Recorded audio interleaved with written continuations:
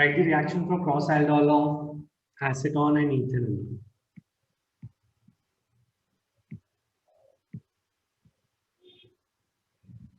तो aldol करने के लिए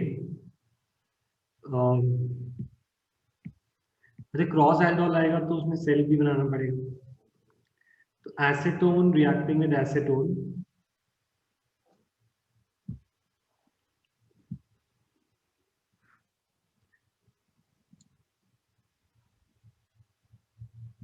what I do for aldol is एक मैं ओपन फॉर्म बनाता हूँ, कंडेंस फॉर्म बनाता हूँ, अल्फा हाइड्रोजन को पॉजिटिव नेगेटिव रखता हूँ और ऑक्सीजन को negative positive, and then I will just attach positive and negative parts. This will give me CH3 COH and इसके अंदर CH3 को आएगा नीचे, giving me CH2 CO CH3. तो ये तो हमने बनाया, ये दोनों एसीटोन के सेल्फ प्रोडक्ट हैं. This is acetone, this is also acetone. Similarly ethanol के अंदर इथेनॉल लेंगे तो CH3 COH open form and condense form में HCH2 CHO, दोनों को ऐड किया तो I get CH3 OH CH2 CHO. This is all, both of them are ethanol and ethanol. Okay, then we are doing cross.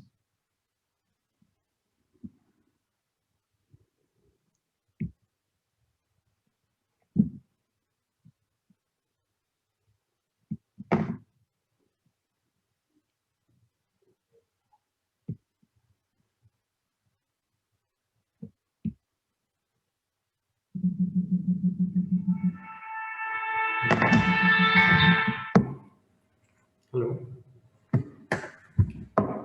हाँ जी, हाँ, 10 to 8 shift है ना, 8 shift है और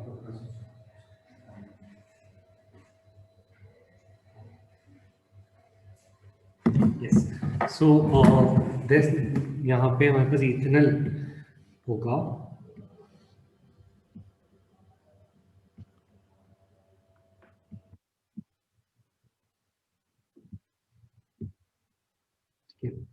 इथेनॉल में अब क्रॉस बनाते हैं. तो क्रॉस बनाने के लिए I am using acetone first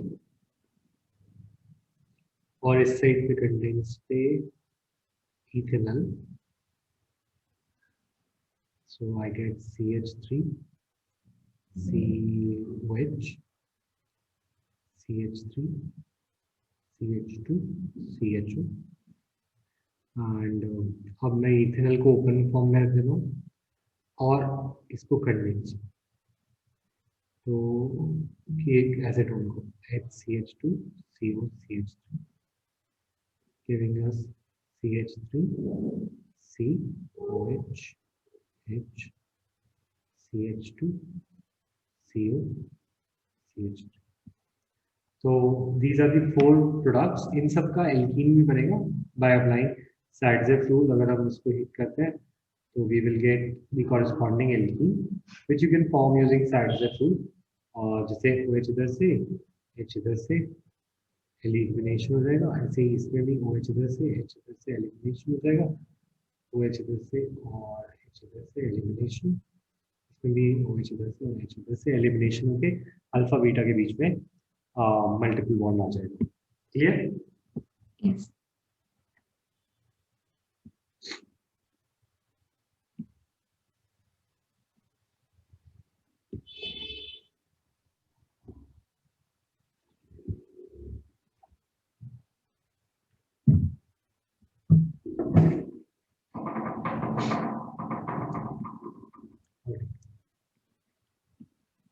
How will you convert the following benzyl alcohol to phenyl ethanoic acid?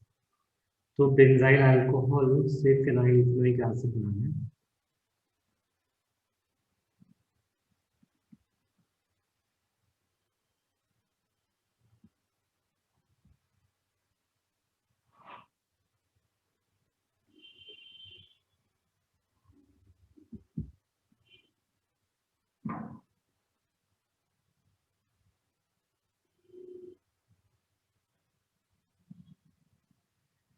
This. सो यहाँ से यहाँ जाने के लिए आई एम सीइंग एक कार्बन को एडिशन है।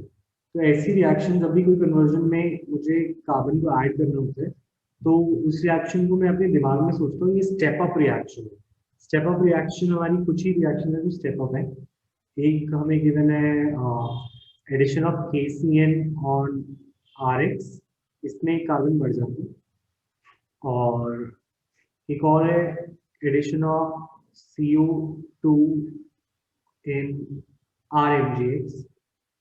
RMGX में CO2 एडिशन, ये दो स्टेप अप रिएक्शन है बस हमारी कोर्स में। तो इनमें से कंफर्म्ड है एक ना एक तो लगेगी लगेगी।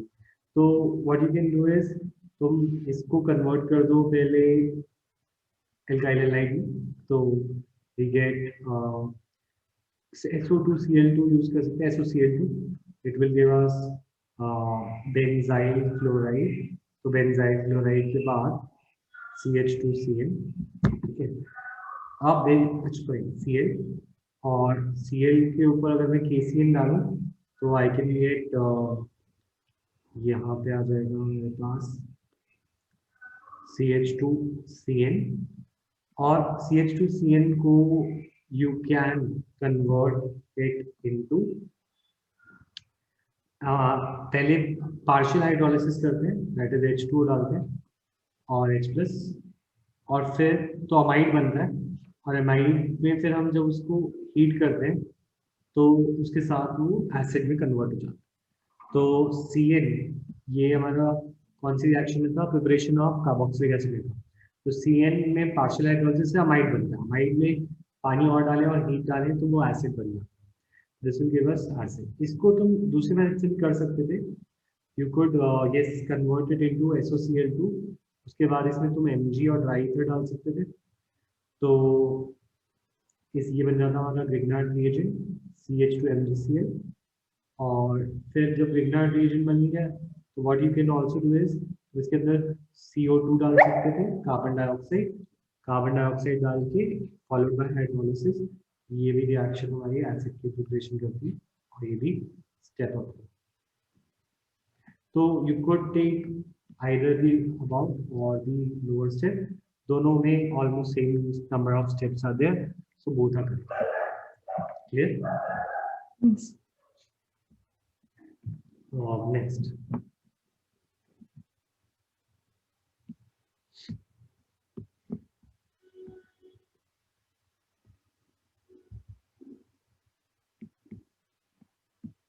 Next is propanol to propene. ठीक है, प्रोपेनॉन से प्रोपीन बनाने के लिए क्या यूज करें? तो प्रोपेनॉन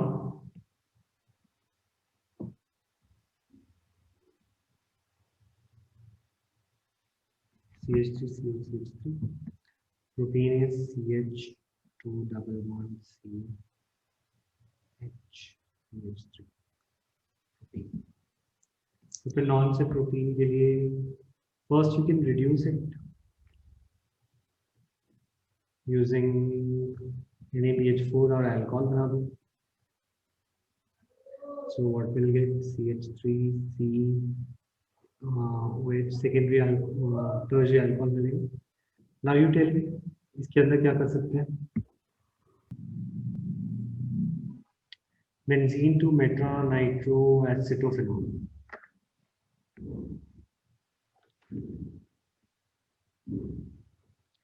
ठीक है, बेंजीन से मेटा नाइट्रो एसिटोफेनॉल।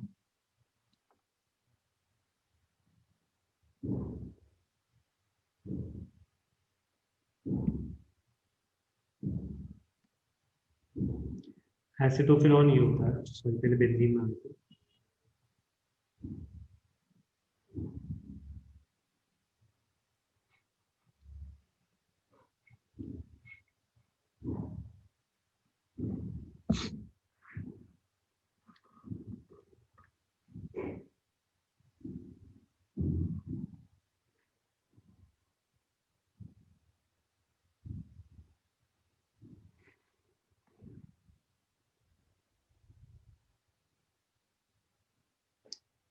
यस, तो इसके अंदर we can use Fidelgraph acylation.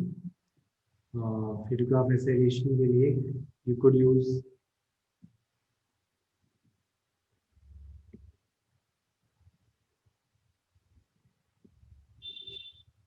CH3COCl is anhydrous CnCO2.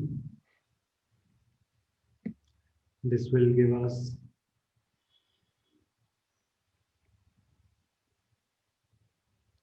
COCH3. अच्छा, आप इसके अंदर nitration, concentrated HNO3 and concentrated H2. क्योंकि since both of these are meta directing तो कोई प्रॉब्लम नहीं थी। हमने एसिटोफेनॉल लगाया, ये मेटा डायरेक्टिंग है, दिस वी कैन आइडेंटिफाई। तो अगर मेटा डायरेक्टिंग है तो नेक्स्ट आने वाला नाइट्रो ग्रुप मेटा पे लगेगा। कैन यू आइडेंटिफाई कि कौन सा मेटा डायरेक्टिंग होता है, कौन सा ऑर्थो पैरा डायरेक्टिंग, या तुम्हें बताऊं मैं?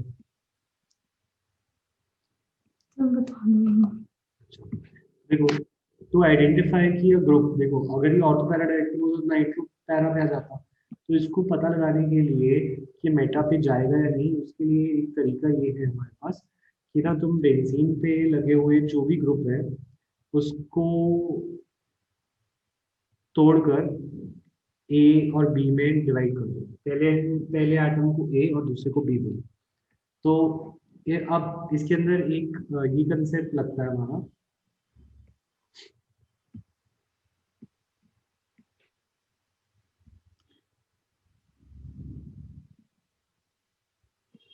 देखो इफ इलेक्ट्रोनेगेटिविटी की टर्म में हम बात करें,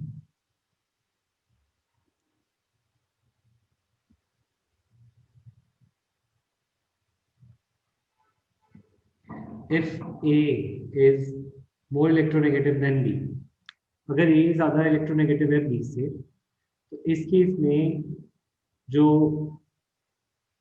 A और B में से B जो है वो A को इलेक्ट्रॉन डेंसिटी देगा, A आगे इलेक्ट्रॉन डेंसिटी देगा, making this an electron donating group. Electron donating group plus are effect दिखाता है, it shows plus are effect, और प्लस आर इफेक्ट की वजह से ऑर्थो पैरा पे नेगेटिव चार्ज आता है, तो वो ऑर्थो पैरा डायरेक्टिंग होते हैं। ठीक है, on the other hand if A is less electronegative than B, तो इन दिस केस A और B में से A B को इलेक्ट्रॉन देगा और A आगे से लेगा, making it an electron withdrawing group. Electron withdrawing group minus are effect दिखाते हैं, माइनस आर की वजह से मेटा डायरेक्टिंग होते हैं, क्योंकि इसमें ऑर्थो और पैरा पे जो है नेगेटिव चार्ज आता है, तो पॉजिटिव चार्ज आता है, तो इस केस में अटैक मेटा पे होता है। तो फॉर एग्जांपल अब बेंजीन पे लगा हुआ ग्रुप कोई भी हो सकता है, it can be OH, it can be NH2, it can be ether group, it can be COCl, it can be CONH2, it can be SO3H, or it can be ether CHO, it can be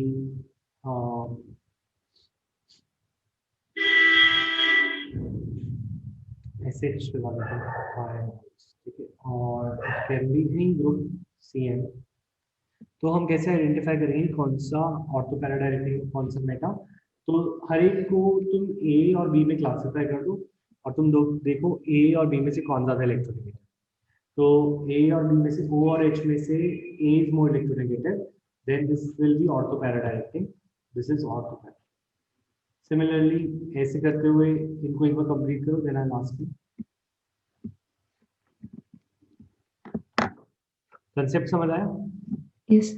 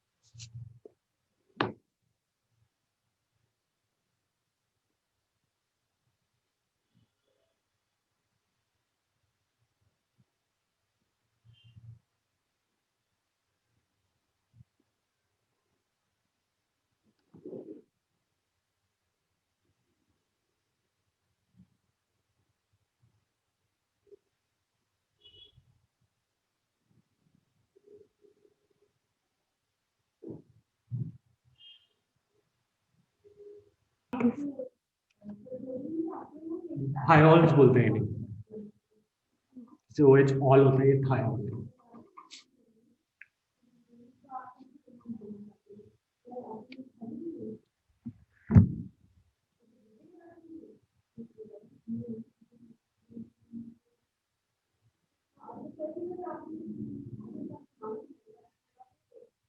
okay, पूछूं? Yes. हाँ बताओ। NH2 Electron donating. Donate, ortho para या Meta? Orthopara. ठीक है। OCH3 Donating. Ortho para है ना। COCl Withdrawal. हाँ ठीक है। CONH2 Donating. रेटिंग कैसे देखो? ये देखो A और B, जैसे इसमें A और B, कौन सा इलेक्ट्रोनेगेटिव है B में से? C और O में से O ना, तो Yes, B. Yes. क्या वो मेटा डायरेक्टिव है ना? Okay. Yes.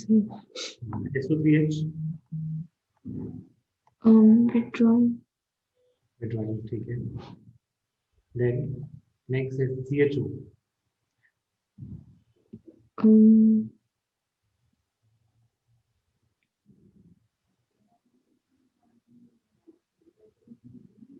जो CHO है ना, उसके अंदर हमें देखो CHO एक स्पेशल केस है, और CHO के केस में A हमें लेना होता है कार्बन को, और B O को लेना होता है, क्योंकि O का ज्यादा इफेक्ट। दैट मीन्स A ये है और ये B है। बाकी सब में जो होते हैं नियरेस्ट नेबर कोई A B बनाते हैं, इसको A इसको B, A इसको B। ऐसे इसके अंदर ऑन द अदर हैंड इसके अंदर A और B है। तो अब सोचो, इज दिस विड्रॉइंग और डोनेटिंग? Withdrawing. ठीक है। तो और इस तरीके से हम सबको क्लासिफाई कर सकते हैं, मेटा डायरेक्टिंग और ऑर्थोपैरा। तो ये ऑर्थोपैरा डायरेक्टिंग है, ये मेटा डायरेक्टिंग है, ये सॉरी ये भी ऑर्थोपैरा डायरेक्टिंग है। This is also ortho para directing, this is Meta directing, Meta directing, Meta directing, Meta directing, S और एच में से ऑर्थोपैरा डायरेक्टिंग, और दिस इज मेटा डायरेक्टिंग। ठीक है, क्लियर? Yes. ठीक है। अच्छा, इसके साथ एक कंसेप्ट को और जोड़ सकते हैं, और वो कंसेप्ट है एक्टिवेटिंग और डीएक्टिवेटिंग का। तो जो इलेक्ट्रॉन डोनेटिंग ग्रुप होते हैं दे आर आल्सो एक्टिवेटिंग, और जो इलेक्ट्रॉन विड्रॉइंग ग्रुप होते हैं दे आर डीएक्टिव। ठीक है, तो इलेक्ट्रॉन डोनेटिंग ग्रुप एक्टिवेटिंग और इलेक्ट्रॉन विड्रॉइंग ग्रुप डीएक्टिवेटिंग। ठीक है, Yes. नेक्स्ट।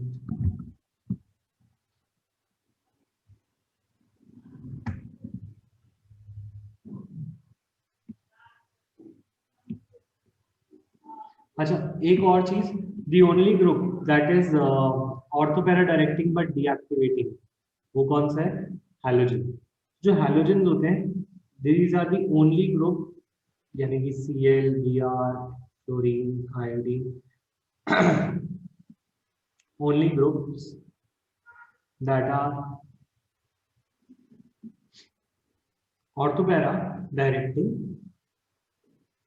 But deactivating. कभी कभी ऐसे क्वेश्चन आता है व्हाई। तो होता क्या है, ये ऑर्थोपैरा डायरेक्टिंग होते हैं because they are electron donating group in resonance. ये EDG की तरह एक्ट करते हैं रेजोनेंस, पर ये इलेक्ट्रॉन विड्रॉइंग ग्रुप की तरह एक्ट करते हैं in inductive effect. Inductive effect में they are electron withdrawing. So इसलिए ये जो ग्रुप्स हैं they are ortho para directing but they are deactivating. ठीक है, क्लियर है?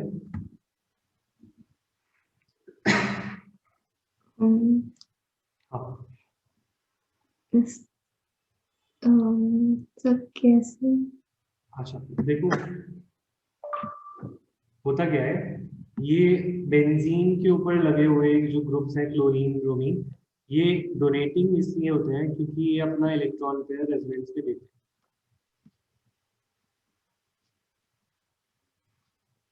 तो रेजोनेंस तो ये डोनेटिंग वाला करते हैं, तो रेजोनेंस के लिए दिया इलेक्ट्रॉन डोनेटिंग। ठीक है, why? Because due to donation of lone pair. इनके पास 3 लोन पेयर थे